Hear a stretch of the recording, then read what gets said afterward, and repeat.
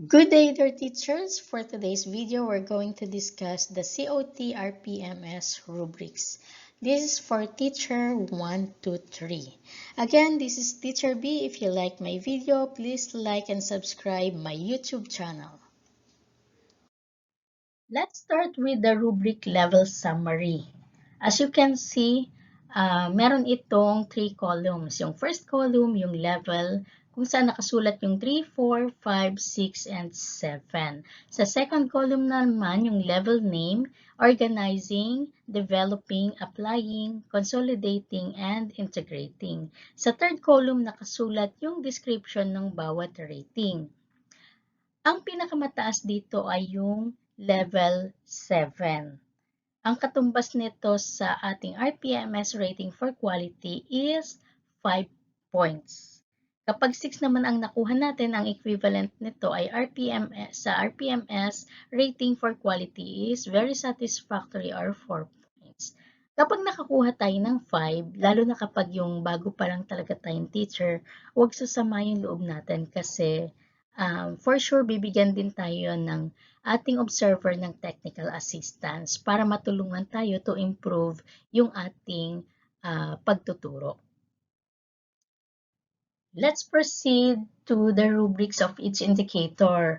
Reminder lang po na dahil ang ating target dito is to get the highest rating or makakuha tayo ng mataas na level. Ang i-discuss lang po natin dito ay yung rubric ng level 7. So let's start with the indicator 1. Applies knowledge of content within and across curriculum teaching areas. Ano ba ang rubric nito para makuha natin yung rating na 7? So to get the level 7 on indicator 1, the teacher applies high-level knowledge of content and pedagogy that creates a conducive learning environment that enables an in-depth and sophisticated understanding of the teaching and learning process to meet individual or group learning needs within and across curriculum content areas.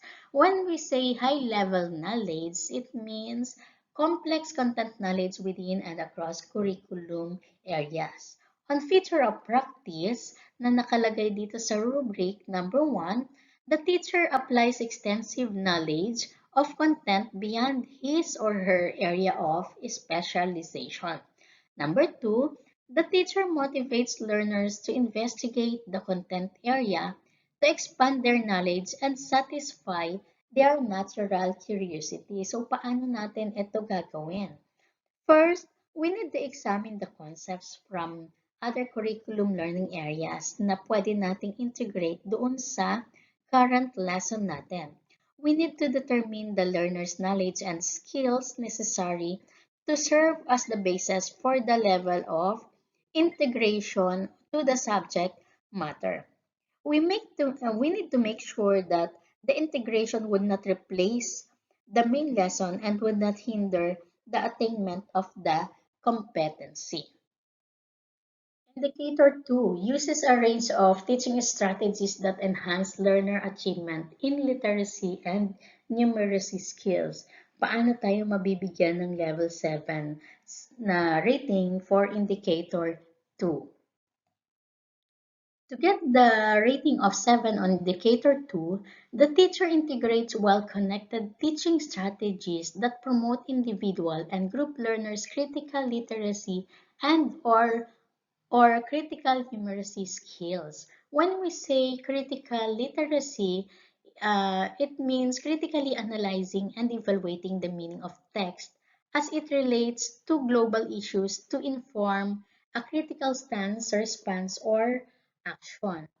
Kapag sinabi namang critical numeracy, it means the ability to effectively use mathematical concepts in applying, analyzing, evaluating, and creating ideas. On feature of practice na nakalagay dito sa rubric, number 1, the teacher employs structured activities that enhance and support learners' higher level of literacy and or numeracy skills as a significant part of his or her instruction. So as teacher, hindi lang tayo magpapabasa or magpapasulat or magpapabilang.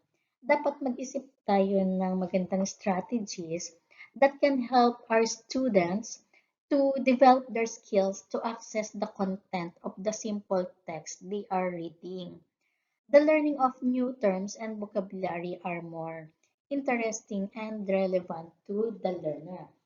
Para naman mag-develop tayo ng numeracy across the curriculum areas, mag-isip tayo ng magandang strategies that can provide opportunity to learners to improve their accuracy and learn how to interpret information. Mag-isip din tayo ng activities or strategy on how to present information in a quantitative way and develop learners' problem-solving and thinking skills.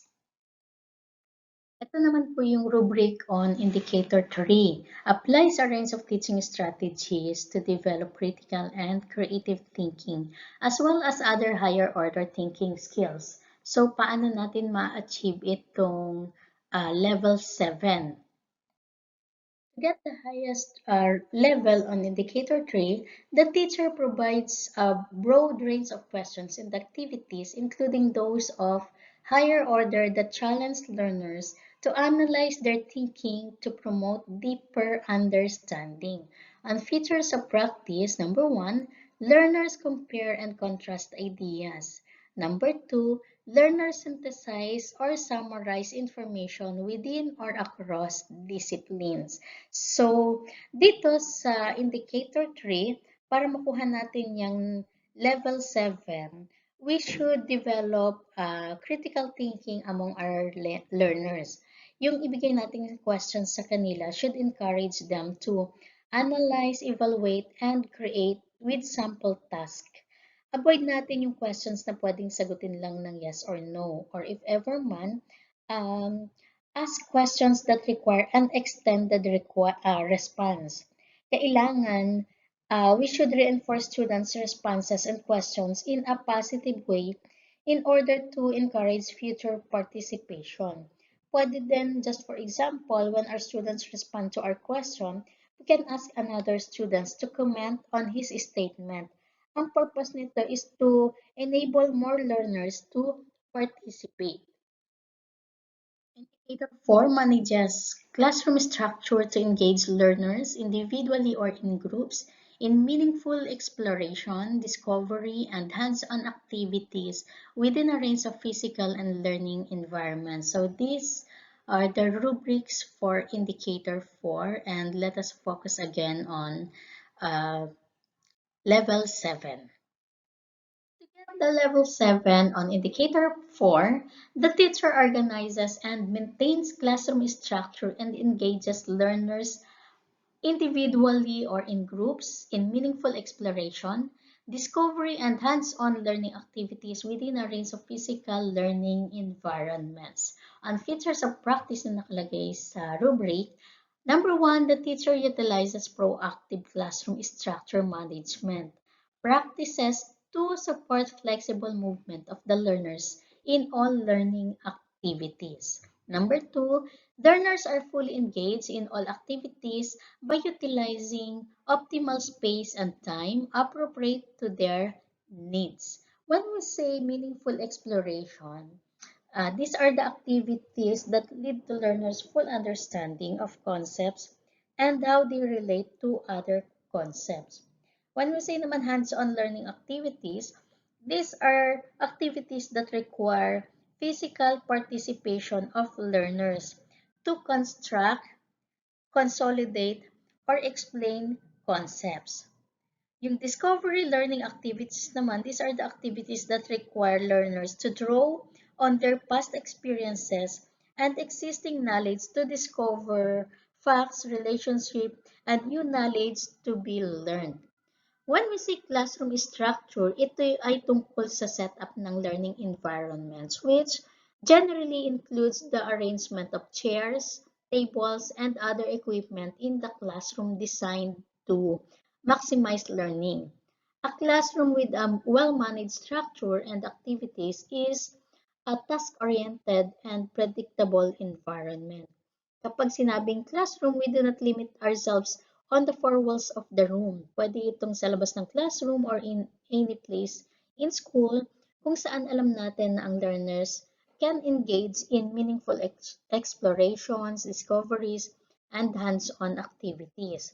Just make sure and let us always remember na ang safety ng ating learners ay priority natin if ever hindi tayo sa classroom na klase.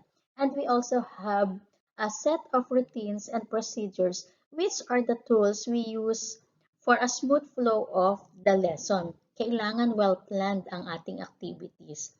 And be conscious about time because time plays an important role in managing classroom structures and activities. Indicator 5 manages learner behavior constructively by applying positive and non-violent discipline to ensure learning-focused environments. So, paano tayo makakuha ng higher or highest level sa ating COT dito? So, these are the rubrics. To get the highest level on indicator 5, the teacher constructively managed learner behavior by applying positive and non-violent discipline to ensure learning-focused environment. When we say constructive, it means positive and helpful responses on learners' behavior. When we say behavior naman, it is the manner in which learners act, either positive or negative. And learning-focused environment refers to a classroom atmosphere that encourages maximum learner participation free from disruptions by unpleasant learners' behavior. On features of practice of Indicator 5, number 1, learners are actively encouraged to take responsibility for their behavior. Number 2, will establish procedures for learners to self-monitor their own classroom behavior are evident. So, para ma-reinforce natin ang positive discipline, dapat be consistent. The rules that we establish on the first day ng klase natin, we need to post that sa wall ng classroom para lagi silang ma-remind. Siguraduhin natin na they understand kung ano yung rules na na-implement natin. Maging fair tayo in applying the rules to all learners. We need to show them na sincere yung interest natin sa kanila. Treat each one of them with respect. Call their names in a polite manner. Use their name when giving praise. Mas na-motivate ang student kapag naririnig nila yung pangalan nila na pinupuri kapag nakakasagot sila sa tanong natin. Implement well-planned lessons. Tandaan natin, one factor of learners' behavior ay teachers' behavior din. Kapag maganda and well-planned ang ating lesson, it will lead to positive response of our students or learner.